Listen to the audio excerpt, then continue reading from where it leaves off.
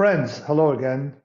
Very quickly, I'm going to present the precautionary principle, why you have to worry about genetic modification, and why there's no connection between genetic modification and natural selection or mechanisms of breeding, by tinkering that are very different, and nature much less risky. The Gates Foundation is financing a campaign to eradicate or tame or control the mosquito population using genetically modified mosquitoes. So let me give you a little bit of history. The last time we did something that brilliant was under Mao.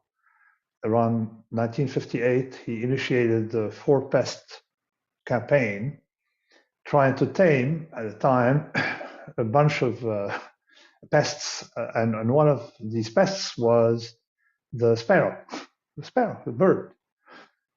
For the Communist Party and for Mao, it was a very dangerous bird. It represented archaic China and capitalism and all these ideas that are obsolete. And they decided to kill all the sparrows by encouraging the population to make a lot of noise near their nests. So the bird can't rest, would drop dead of exhaustion. And they got rid of all the population of sparrows. Sparrows supposedly ate the crops of the farmers, so therefore you had to, they would have a scientifically improved society and agriculture. Sure enough, what happened? Starvation. Why starvation? Because it so happened, and they didn't foresee it, that the sparrow also ate the insects. So the sparrow, in a way, they took their tax. They ate some of the crop, but they protected the crop. Well, that's nature. And sure enough, China, in a dire situation, had to import sparrows from, I think, the Soviet Union at the time, or Mongolia, or whatever. There were some sparrows left. So this is a nice lesson. Quickly, let me explain why genetic modification. So we had two problems. The first one is messing with nature by eliminating species, not knowing the side effects. And now we've learned a lot with the reintroduction of wolves, that you can have side effects, like the entire ecosystem changes by the reintroduction of a single predator that was there for a long time. And even rivers started changing course. Small little rivulets started changing course in France after the introduction. So you have side effects. They didn't see that. And we don't know the side effects ahead of time. That's something that I'll present in a more complicated lecture on computational irreducibility. But now quickly, let me explain why we have to worry about processes that are too fast for nature. This is X, say the intensity or anything. X is a variable, okay? And f of X is a harm. Can be any representation of harm, but say the harm, okay? And let's apply that to speed, okay? So this is the speed, and the harm you can get from accidents from speed. It's pretty much going to be like that. And f of X, say,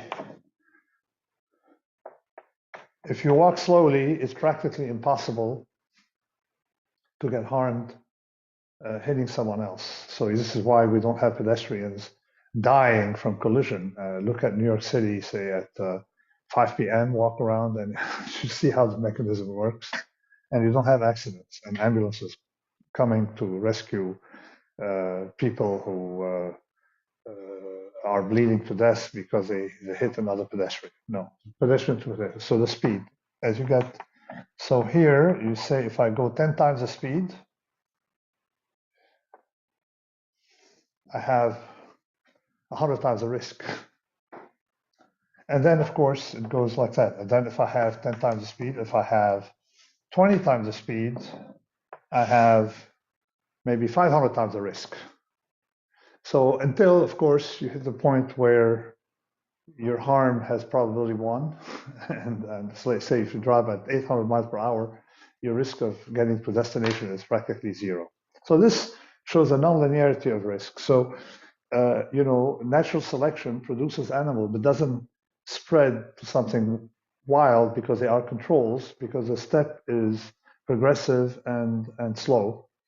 You can skip steps with breeding, domestication of animals, breeding. You can skip steps, but you're still not harming nature too much because the speed is not there. It's too slow.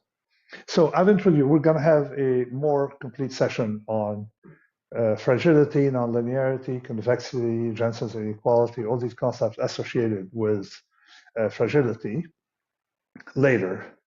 And of course, we'll have another one on the precautionary principle. But I just had to barge in because I'm intellectually and personally offended by everything Bill Gates represents, especially with this arrogance of thinking that he could do what Mao Zedong failed to do. Thank you very much and have a good day.